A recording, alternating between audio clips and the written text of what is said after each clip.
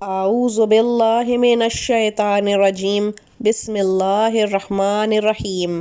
السلام علیکم معزز سامعین گرامی، آج کا وظیفہ جو لے کر حاضر ہوئے ہیں، یہ وظیفہ زندگی میں ایک بار اگر کوئی مٹھی بند کر کے کر لیتا ہے تو اللہ تعالیٰ اپنے خاص اسم اعظم اور ناموں کے صدقے دنیا جہان کی نعمتیں رحمتیں عطا فرمائے گا اور اس شخص کی تمام تر دعائیں اور حاجتیں بھی قبول فرمائے گا۔ سبحان اللہ۔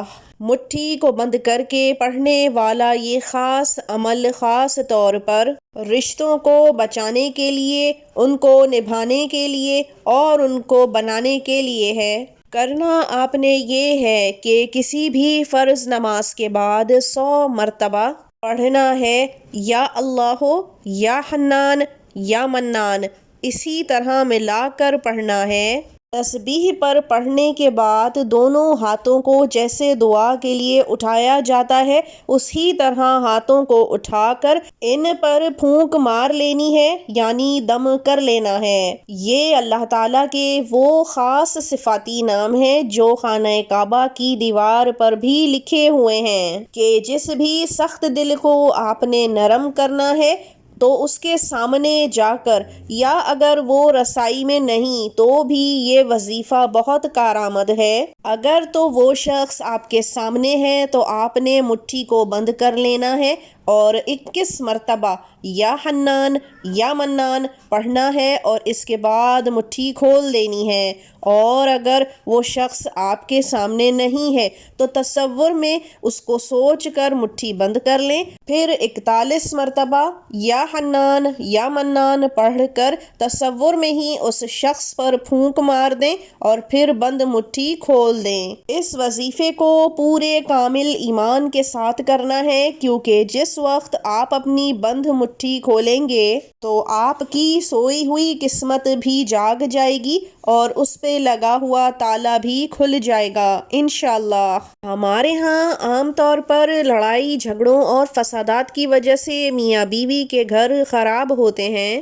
شوہر اتنے سخت اور کڑوے مزاج کے ہوتے ہیں کہ اللہ تعالیٰ کی عطا کردہ مٹھاس اور شیرینی کے بغیر ان کے ساتھ رہنا ناممکن ہو جاتا ہے۔ یہ وظیفہ اس وقت بھی کام آئے گا جب کوئی بہت سخت اور اڑیل مزاج کی ساس مل جاتی ہے اور وہ آپ کے ہر کام میں نقص نکالتی ہے اور ہر بات میں بے جا آپ کے خلاف جانا ضروری سمجھتی ہے، ایسے کہ جیسے آپ اس کی سب سے بڑی دشمن ہوں۔ یا پھر ایسا کوئی باس مل جائے جو آپ کے ہر کام میں زبردستی نقص اور عیب نکالتا ہو، آپ کو نوکری سے نکال دینے کی دھمکی دیتا ہو، یا پھر آپ کی تنخواہ بے جا کاٹ لیتا ہو، آپ کو پسند نہ کرتا ہو، نہ ہی آپ کے کام سے اسے تسلی ہوتی ہو، یا پھر اولاد ایسے کسی ناجائز رشتے کو نبھاتے نبھاتے والدین کو فراموش کر بیٹھی ہو